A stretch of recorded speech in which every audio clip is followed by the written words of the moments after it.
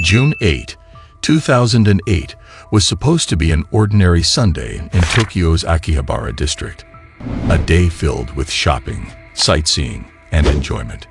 Akihabara, often called Electric Town, is known for its vibrant energy, electronics stores, anime, and pop culture. But on this day, a bustling area of entertainment and passion would become the site of one of Japan's most shocking mass killings. 7 lives were lost, and 10 others were injured, leaving an indelible scar on Japan's society and public consciousness. This video documentary takes a closer look at the events of the Akihabara massacre, the man behind the attack, and the social and cultural issues that it brought to light.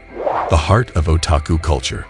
Akihabara is one of Tokyo's most iconic districts, a hub for tech lovers and pop culture enthusiasts. Known for its electronic stores, anime merchandise, video games, and maid cafes, Akihabara has become synonymous with Japan's otaku culture.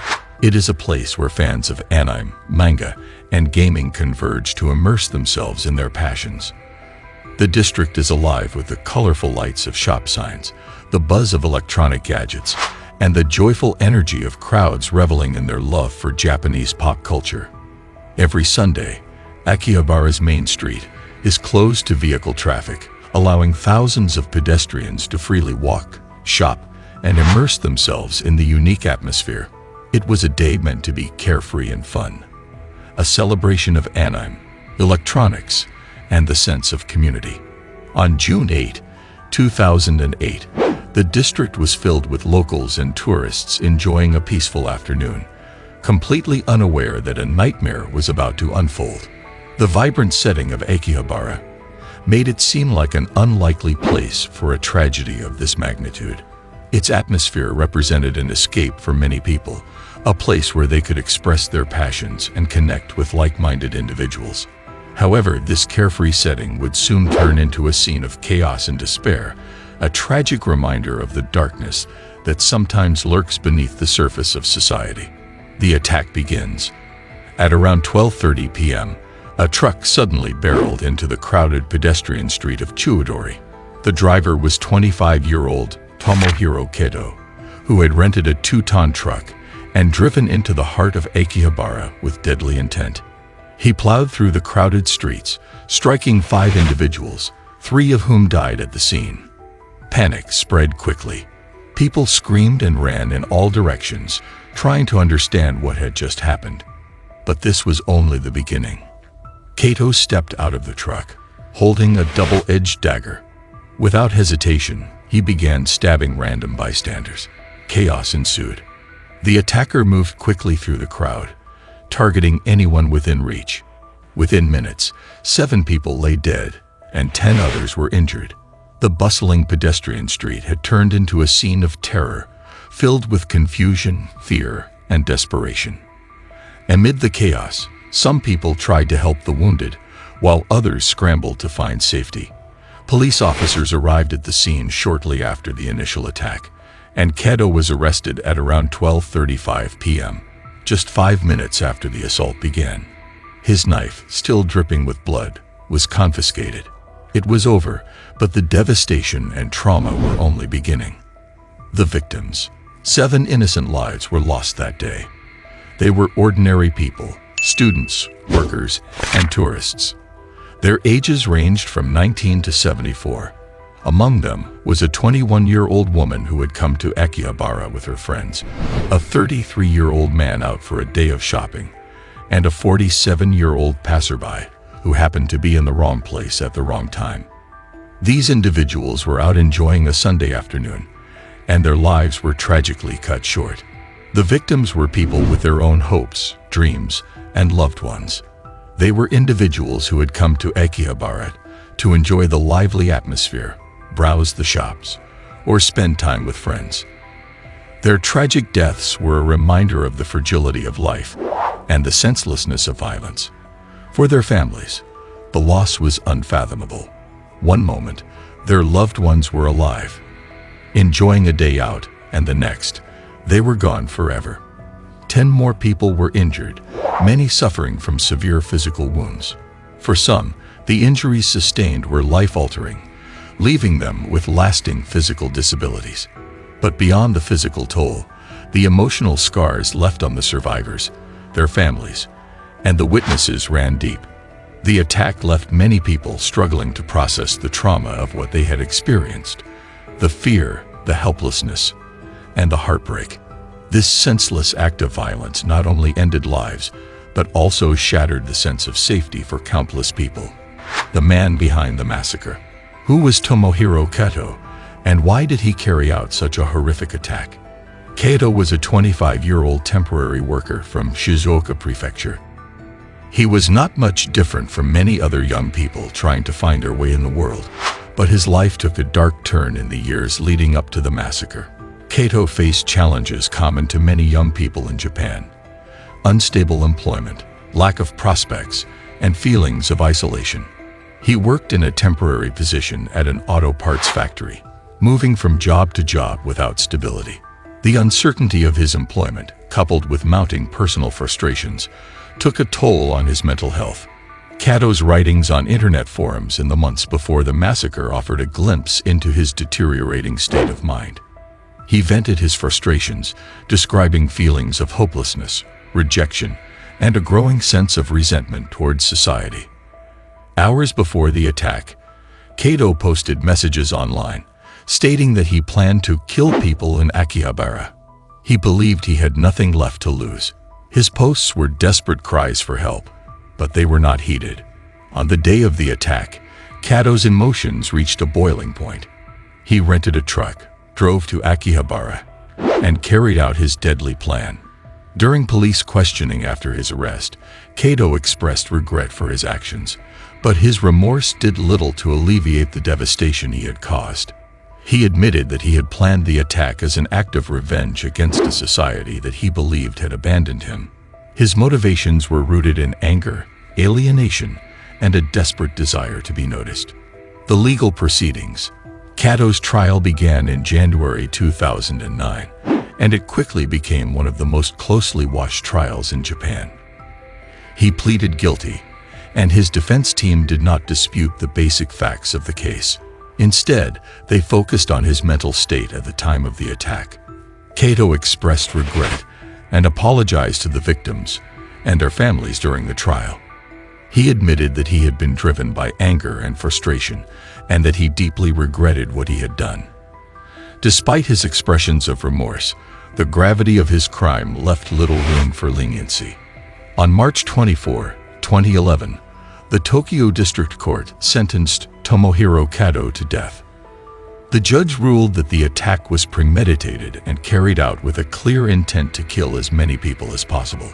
Kato's defense team appealed the ruling, but the Tokyo High Court upheld the death sentence in September 2012, and the Supreme Court of Japan affirmed it in February 2015. The death penalty was seen by many as an appropriate punishment for such a heinous act.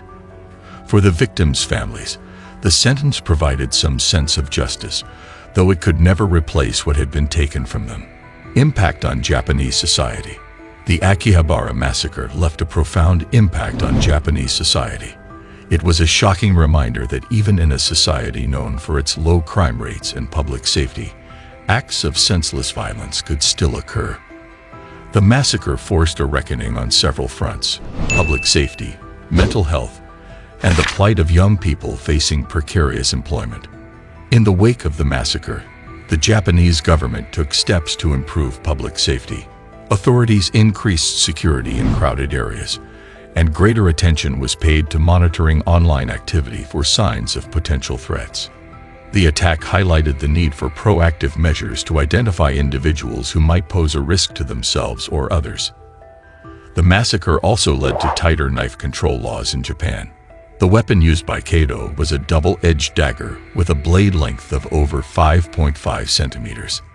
Following the attack, the Japanese government moved quickly to tighten regulations on the sale and possession of knives, making it illegal to carry large knives without a valid reason.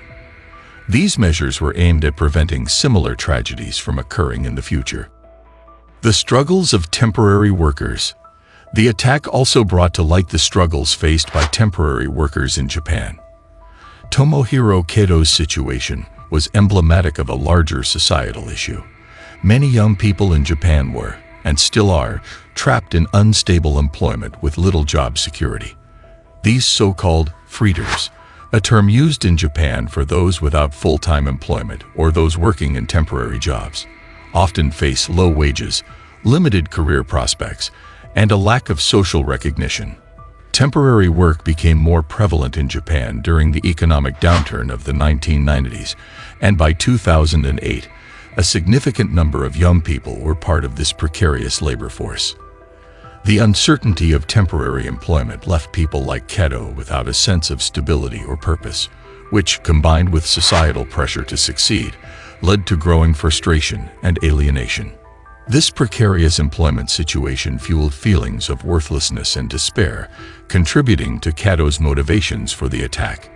Kato's story highlighted the urgent need to address the working conditions of temporary employees and to provide better support for those who feel disconnected from society. Following the massacre, there were calls to improve labor laws and create more secure employment opportunities to prevent young workers from experiencing the same level of instability. This tragedy also pushed the government to acknowledge the mental health challenges that often accompany precarious work.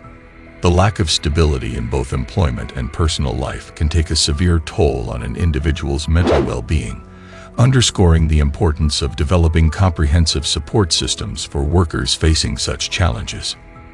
Addressing the struggles of temporary workers was seen as a crucial step toward ensuring that such tragic events would not happen again. Mental health and social isolation. The Akihabara massacre also highlighted the challenges related to mental health in Japan. Mental health issues, such as depression and anxiety, have long been stigmatized in Japanese society, often leading to individuals suffering in silence. Kato's actions underscored the importance of providing proper mental health care and the need for early intervention when individuals show signs of severe distress or alienation. The massacre prompted conversations about the importance of mental health awareness and support.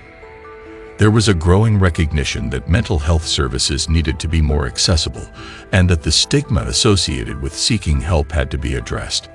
While progress has been made since 2008, mental health support in Japan still has room for improvement, particularly for those facing unemployment, isolation, and other social challenges. Remembering the victims. Each year, memorials are held in Akihabara to honor the victims of the massacre. Families, friends, and community members gather at the site to remember those who lost their lives in the attack. The memorials are a solemn reminder of the tragedy that unfolded on June 8, 2008, and a testament to the resilience of the community. The victims were people who had hopes, dreams, and loved ones. Their lives were cut short by an act of senseless violence, and their loss continues to be felt deeply. The community's response to the tragedy has been one of solidarity, with people coming together to support one another and ensure that the victims are never forgotten. The Akihabara massacre also led to changes in how the community viewed itself. Akihabara, once solely a place of joy and entertainment, now carries a heavy memory. But instead of allowing the massacre to define it, Akihabara has continued to grow as a cultural hub, resilient in the face of tragedy. The streets are again filled with anime lovers, tech enthusiasts, and curious tourists. The spirit of the district, though touched by sorrow, remains vibrant. Thank you for watching through the story of the Akihabara massacre. It's important to remember the victims, reflect on the lessons learned, and continue to strive for a society that supports those in need. If you found this documentary video informative, please give it a thumbs up and subscribe to our channel for more in-depth stories on events that shaped our world. Don't forget to share your thoughts in the comments below. Thank you for watching, and see you in the next one.